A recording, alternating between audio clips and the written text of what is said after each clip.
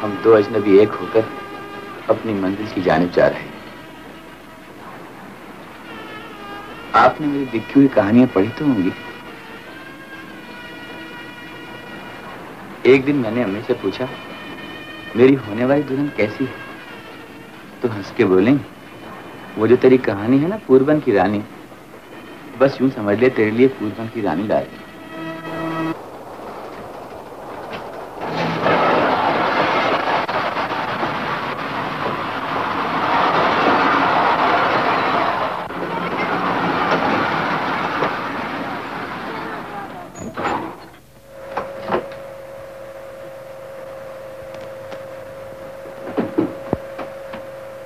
चैन आपने खींची?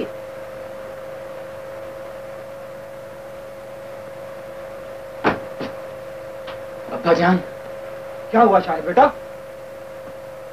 नाहिद गायब हो गई अब्बा जान।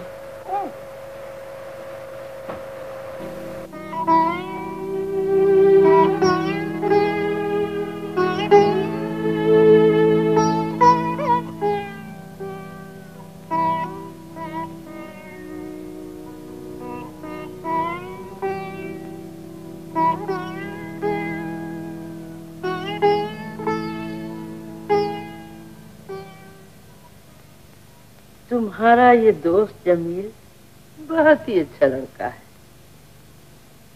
एक दिन मुझसे कहने लगा, आंटी अब आप शाहिद के कमरे में ना जाया कीजिए।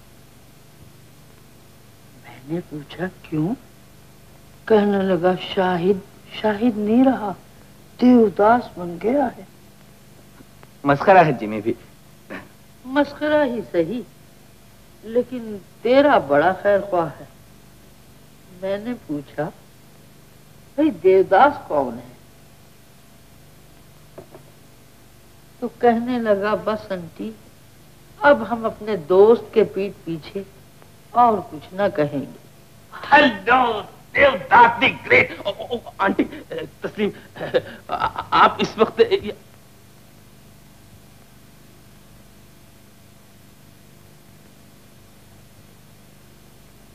ये दूध की विस्की है या विस्की का दूध?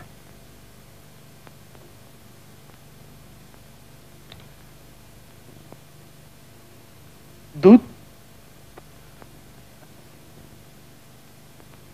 ईमान से दूध, बल्कि करामात। 60 रुपए की विस्की 8 आने के दूध में बदल गई। विलायत वालों को घाटा सही, मगर पाकिस्तान का स्टर्लिंग बचा। कौम को 59 रुपए 8 आने का फायदा, फायदा ही फायदा, स्टर्लिंग ही स्टर्लिंग, दूध ही दूध। हाँ।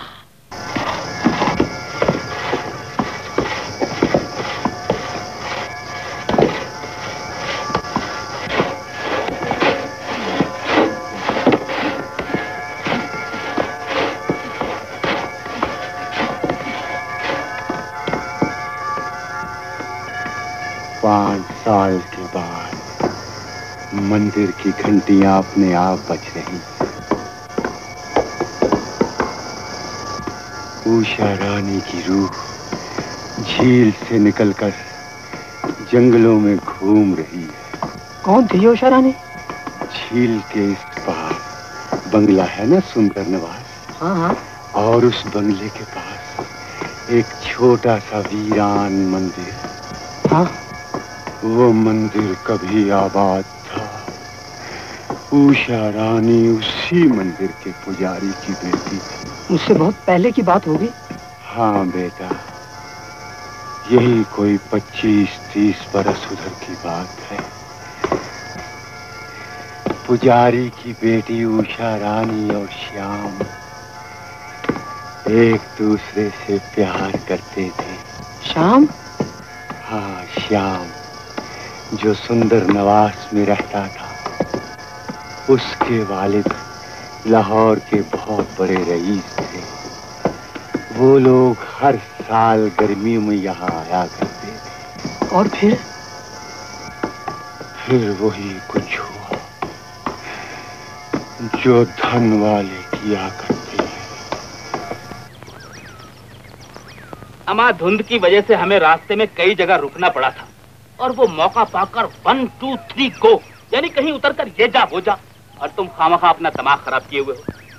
तुम मेरा ये खिलौना कभी ना तोड़ सकोगे जिमी। वो उषा ही थी, पूर्वन की रानी।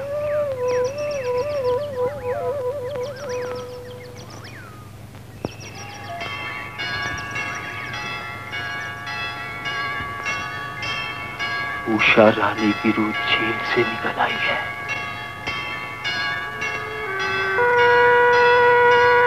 ठहरो शाहिद, मैं भी तुम्हारे साथ चलता हूँ। नहीं जिमी, तुम मेरे पीछे मत आना। जमील साहब, ये आपके दोस्त कहाँ जा रहे हैं? वो झील की तरफ। इन्हें रोक लीजिए। मैं कहती हूँ इन्हें उधर मत जाने दीजिए। आपके दोस्त की जान खतरे में है। अब उसे कोई न रोक सकेगा।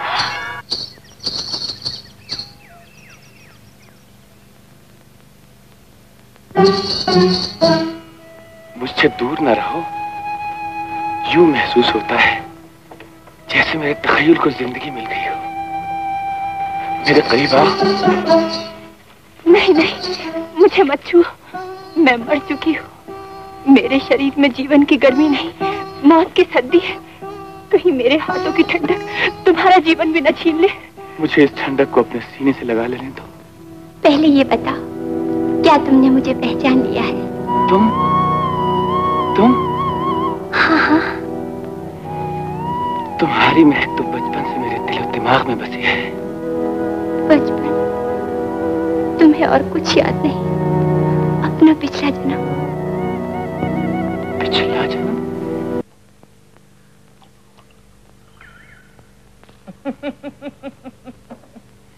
इस रूह ने तो आपके छक्के छुड़ा दिए। क्या फरमा रहे थे आप जमील साहब कि वो रूह जब गायब हो जाती है तो अपने पीछे अपने पाँव के निशान और अपने प्यार की निशानी यानी मोतिये का हार छोड़ जाती। कोई है आपके पास उसका हार? वो तो सबके सब देवदास के तकिए के नीचे धरे रहते हैं। जब वो सोने लगता है तो उषा रानी का रूमाल अपने सीने से लगा लेता है और आंखें बंद करके मोतिये की महक सूंघते सूंघते आलम अरवाह में पहुंच जाता है। तो ये बात है। अब मैं भी उस रूह के घर तक पहुंचकर दम लूंगी।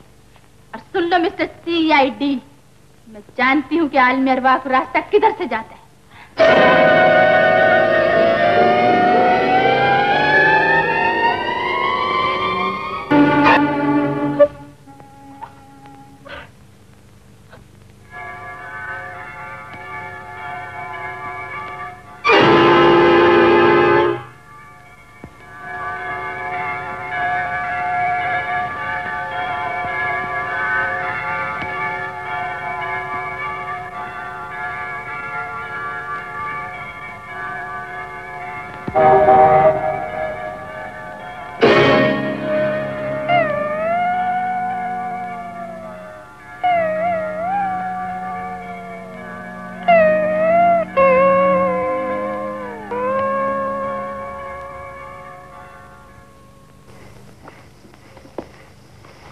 शाहिद जमाल 139 असगर माल रावलपिंडी। बराबर। पता तो लिखवा दिया हमने, मगर अब ये ख्याल आया कि आपने हमसे पता क्यों लिखवाया? जी कुछ नहीं, उन्हें एक तोहफा भेजना है। तोहफा ही असाल कीजिएगा, कहीं वारंट ना भिजवा दीजिएगा। अल्लाह बचाए तुम पुलिस वालों से।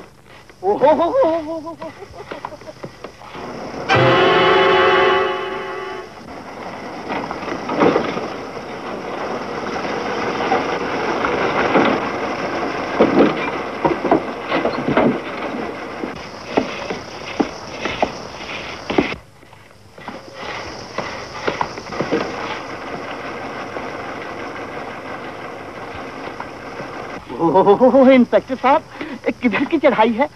आज तो पूरी पलटन ही चली आई है। आप ही से काम था मुंशी जी? मुझ गरीब मुंशी से काम है? बंदा तो आपका गुलाम है। फरमाइए। जरा इधर आइए।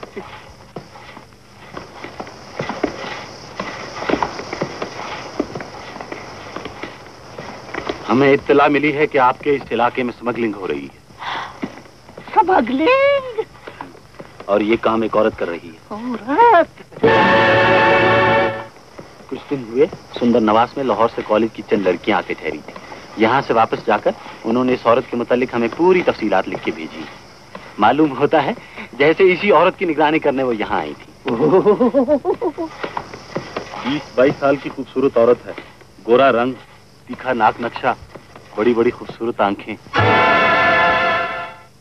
शरेरा बदन, कद तकरीबन 5 फुट 3 इंच और ठोड़ी के करीब बाईं तरफ तिल का निशान।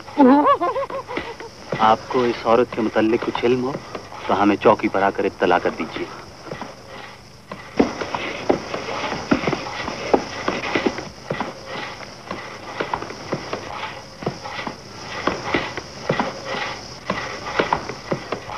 और हाँ, सबसे बड़ी पहचान उस औरत की बताना तो मैं भूल ही गया। हमेशा सफेद साड़ी पहने रहती है, गले में मोतिये का हार होता है, सर पर लंबे लंबे बाल जो लहराते हुए उसकी कमर से नीचे तक जाते। बाबूजी, डाक बंगले में नहीं ठहरिएगा? नहीं, मुझे जरा आगे तक जाना है।